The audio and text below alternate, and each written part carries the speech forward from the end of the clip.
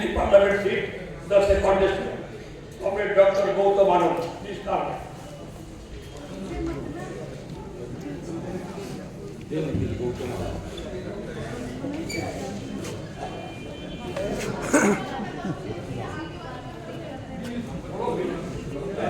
धन्यवाद मुझे सभा में बुलाने के लिए। सबसे पहले मैं अपने आप को परिचित करूं आप लोगों से। मैं प्रोफेसर डॉक्टर गौतम आनंद, मेरा जन्म इसी प्रदेश में हुआ है। मैंने झारखंड से MBBS की है और MBBS के दौरान मैं एनाटॉमी जैसे सब्जेक्ट में गोल्ड मेडलिस्ट रहा हूँ। फार्माकोलॉजी में डिस्टिंक्शन रही है। उसके बाद तत्पश्चात मैंने पटना मेडिकल कॉलेज से मैंने MD साइकेट्री की है, 2006 का पास आउट हूँ और बिट्स पिलाने से मैंने MBA की है। मैं इंटरनेशनल फेलो हूँ अमेरिकन साइकेट्री एसोसिएशन का, इंडियन साइकेट्री एसोसिएशन का लाइफ फेलो हूँ। मैं WHO का फील्ड वर्कर भी हूँ और नई किताब जो WHO की आई है ICD-11 उसका मैं कंट्रीब्यूटर भी हूँ। इसके साथ ही मैंने 20 से ज्यादा शोध पत्र प्रस्तुत किए हैं। सारे शोध पत्र मेरे अंतर्राष्ट्रीय शोध पत्र हैं। मैंने 2 किताबें लिखी हैं। एक मैंने सुसाइड ट्रेंड्स एंड पाथ जो Amazon पे 8 इंटरनेशनल लैंग्वेज में अवेलेबल है और बहुत ही गर्व की बात है कि एक हिंदुस्तानी होने के नाते मैंने कोविड-19 पर सबसे पहले किताब लिखी जिसका श्रेय मुझे है। कोविड-19 मिथ्स एंड फैक्ट्स जो भी Amazon पर अवेलेबल है, ये भी 8 लैंग्वेजेस में अवेलेबल है और बहुत सारे रिसर्चर्स के लिए आई ओपनर्स है। तो इन सब छोटे से परिचय होने के बावजूद भी मैंने 17 साल मैंने शिक्षा एवं चिकित्सा क्षेत्र में मैंने कार्य किया है। मेरी अपनी करियर की शुरुआत lecturer psychiatry and HOD Uttar Pradesh ग्रामीण आयुर्विज्ञान संस्थान से हुई, जिसे छोड़कर पुनः मैं 2008 में मैंने ग्वालियर मेंटल हॉस्पिटल जिसे GMA कहते हैं, ग्वालियर मानसिक रोग विशेषज्ञ करते हैं, सेंटर ऑफ एक्सीलेंस में as a assistant director, assistant professor cum assistant cum deputy director cum director in charge रहा। 3 साल काम करने के बाद हमारी सरकार से ज्यादातर लड़ाइयाँ भ्रष्टाचार के कारण होती थी। मैं सरकारी पद पर रहते हुए भी मैं हमेशा सरकार का प्रतिद्वंदी बन करके अपना चेहरा आगे दिखाते रहा। मैं उन सभी परिवारवाद के खिलाफ हूँ जो इस देश में राजनीतिक तंत्र को परिवारवाद से जोड़ती है। एक ही कुल, एक ही पीढ़ी जो सदियों से चली आ रही है, वो ये गुलामी, अंग्रेजों की गुलामी से बदतर गुलामी है, जिसे मैं मानता हूँ। ये मंच मैंने किसने चुना है? क्योंकि ये नेताजी का मंच है और एक ऐसे व्यक्ति का मंच है जिन्होंने भारत को सर्वप्रथम आजादी दिलाई। आधा हिंदुस्तान आजाद हो चुका है। उस वक्त ऐसे गद्दारों ने जिसे आप बहुत पूजनीय है, ऐसे गद्दारों ने अंग्रेजों के साथ मिलकर के हमारी गुलामी पुनः 7 साल के लिए छीन लिया। वो वही व्यक्ति है जिसे आज शासक के रूप में, परिवारवाद के रूप में राजनीतिक घरानों से बिलोंग करता है और राज घराना चलाता है। कोई दूसरा घराना नहीं, बल्कि औरंगजेब चले गए, लेकिन ये घराना आज हमारे ऊपर शासन करने के लिए, दमनकारी नीतियां बनाने के लिए पूंजीवाद का सहारा लेते हैं। ये कार्ल मार्क्स के सिद्धांतों को और उनके पूंजीवाद के सिद्धांतों को मिलाकर के एक मिक्सर सिद्धांत बनाता है जो आज देश में लागू करता है।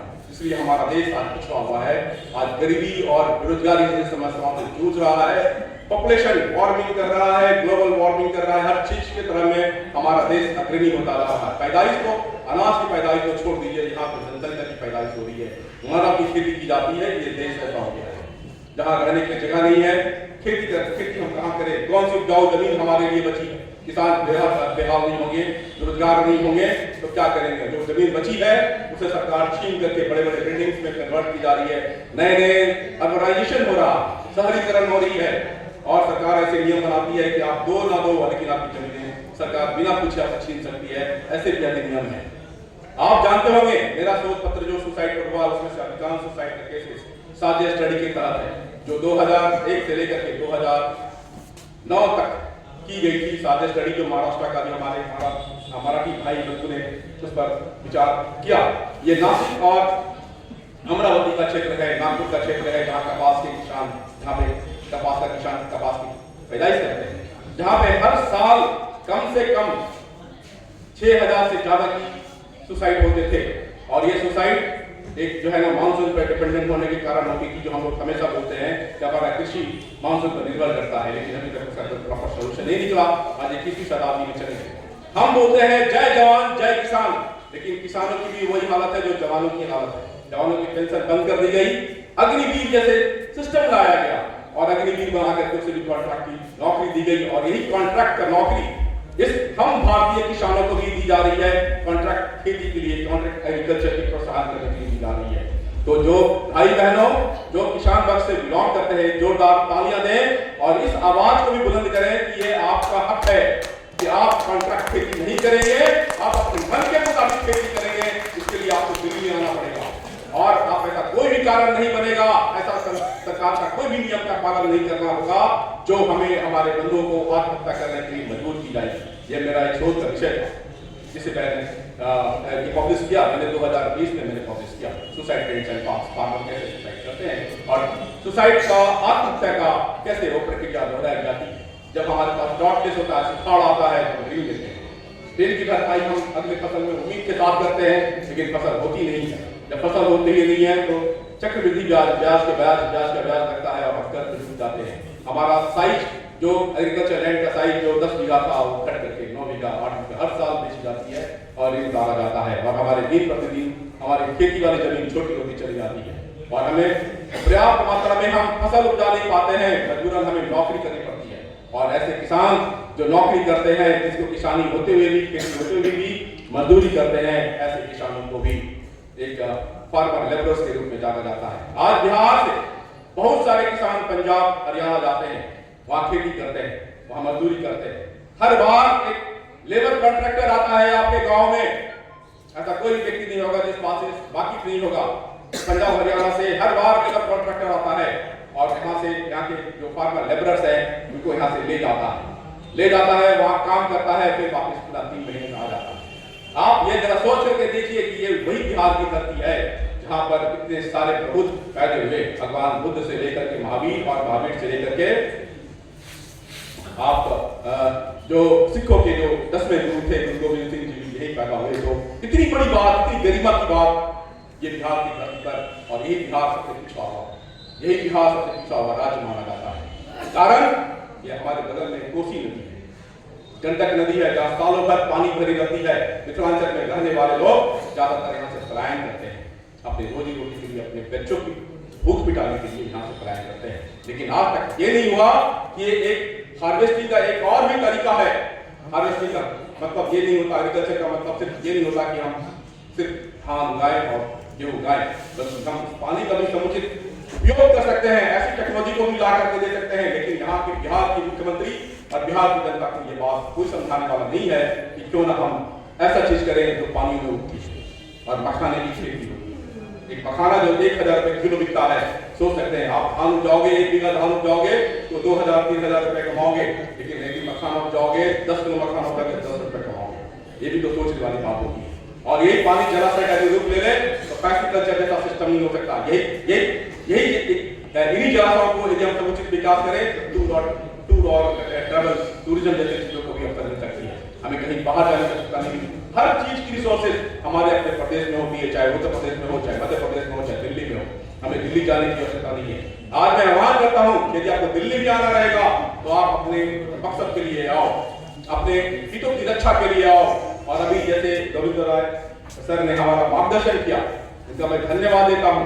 साथ में हमारा राजा जी जो है हमारा मार्गदर्शक है, उनको भी मैं धन्यवाद देता हूँ। और मंच पे पधारे बहुत सारे नतीजन है जो प्रबुद्ध है और हमसे ज्यादा ज्ञान रखते हैं, उनका भी मैं धन्यवाद देता हूँ। तो इस प्रक्रिया को बनाने के लिए, हमारे किसानों को खुशहाल करने के लिए सबसे पहले हमारे मार्केट पर भी नजर रखनी होगी। बहुत सारे बंधुओं ने मार्केट की बात कही है। ओपन मार्केट करने के बाद हमारा मार्केट कम्पिटिटिव हो जाता है, एक प्रतियोगिता होती है हमारे बीच में और उनके बीच में, और उसमें मिडिल मैन का रोल होता है। ये गवर्नमेंट ही आज के डेट में मिडिल मैन का काम करती है। अभी हमारे बंधु ने कहा था कि जब आपके अनाज के दाम बढ़ने लगते हैं तो बाहर से आयात कर लिया जाता है, जब बाहर से आयात करके आपके मूल्य को रख लिया जाता है। किसके लिए है? ये आपके लिए नहीं है, ये हिंदुस्तानी भाई बहनों के भूख मिटाने के लिए नहीं है, बल्कि उस इंडस्ट्रियलिस्ट लोगों के लिए है जो पूंजीवाद, जो बीच में मुनाफाखोरी करते हैं, उनके लिए। एक बार फिर से आप इस पर अपनी सहमति जताएं और जोरदार ताली बजाएं और भारत सरकार के विरुद्ध एक बार फिर से नारा लगाएं और ये कहें कि अपनी नीतियों को वापस लो, अन्यथा तुम देश छोड़कर चले जाओ। हमने कहा था, पहले भी कहा था, अंग्रेजों को भगाया भी गया था, इसी मंच से नेताजी ने अंग्रेजों को खदेड़ खदेड़ कर लगाया था। और इसी मंच से उन सब दोहरे चेहरे वाले मापदंडों को भी भगाना होगा, मिटाना होगा, ताकि हम समृद्ध रह सके, हमारा आने वाला भविष्य समृद्ध रह सके, हम किसान कुशल रह सके। इतनी पैदावार कर सकती है ये किसान जो पूरे भारतवर्ष में होगी, वो पूरा विश्व को खिलाएगी। हमारे देश का बना हुआ आज का जो बासमती अरबा चावल है, आज वो बाहर में पेटेंट है। हल्दी यहाँ का है, पेटेंट अमेरिका में हो रहा है। ऐसा क्या हो गया? मसाले हम बनाते हैं, खाते वो हैं।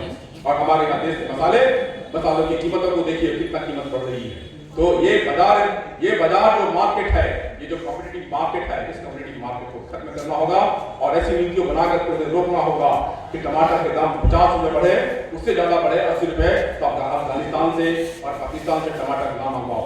हम टमाटर नहीं खाएंगे, लेकिन अपनी चीजों को बाहर नहीं भेजेंगे। तो इसके साथ साथ मैं पुनः आपसे निवेदन करूंगा कि एक बार जोर से बोलिए, वंदे मातरम, वंदे मातरम, वंदे मातरम। जय जवान, जय किसान, जय जवान, जय किसान। भारत माता की जय, भारत माता की जय। जय हिंद। जय। धन्यवाद डॉक्टर गौतम। अभी हमारे पास बोलेगा कांग्रेस के नेता, कांग्रेस मंत्री